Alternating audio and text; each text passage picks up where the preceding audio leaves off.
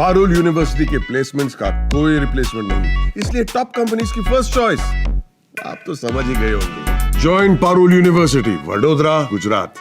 रूस और यूक्रेन में हो रहे युद्ध के बीच एक राहत वाली खबर सामने आई है। रूसी राष्ट्रपति व्लादिमीर पुतिन ने 15 मई को इस्तांबुल में यूक्रेन के साथ बिना किसी शर्त के सीधी बातचीत फिर से शुरू करने का प्रस्ताव रखा है। बता दें कि 10 मई को क्रेमलिन में पत्रकारों से बात करते हुए पुतिन ने 2022 में दोनों देशों के बीच शुरू हुई शांति वार्ता को फिर से शुरू करने के संकेत दिए हैं। इस कदम से दोनों देशों के संघर्ष में एक नया मोड़ आ सकता है। पुतिन ने कहा, रूस ने 2022 में वार्ता नहीं तोड़ी, ये कीव था। फिर भी हम प्रस्ताव कर रहे हैं कि कीव बिना किसी पूर्व शर्त के सीधी वार्ता फिर से शुरू करे। इन सब कुछ के बावजूद हम कीव अधिकारियों को गुरुवार को इस्तांबुल में वार्ता फिर से शुरू करने की पेशकश करते हैं।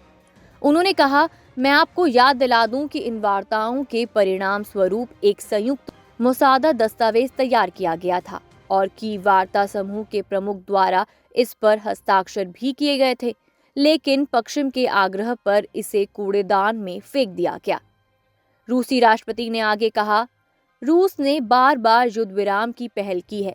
कीव के अधिकारियों ने हमारे किसी भी युद्ध विराम प्रस्ताव पर कोई प्रतिक्रिया नहीं दी है।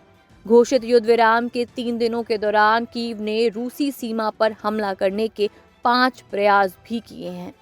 आपको बता दें कि कुछ दिन पहले रूस के राष्ट्रपति व्लादिमीर पुतिन ने कहा था, रूस यूक्रेन युद्ध को तार्किक निष्कर्ष तक ले जाने में सक्षम है। रूस यूक्रेन में अपने लक्ष्य हासिल करेगा। उन्होंने कहा कि यूक्रेन में परमाणु हथियारों के इस्तेमाल की आवश्यकता नहीं पड़ी है। उम्मीद है कि भविष्य में भी इसकी जरूरत नहीं पड़ेगी।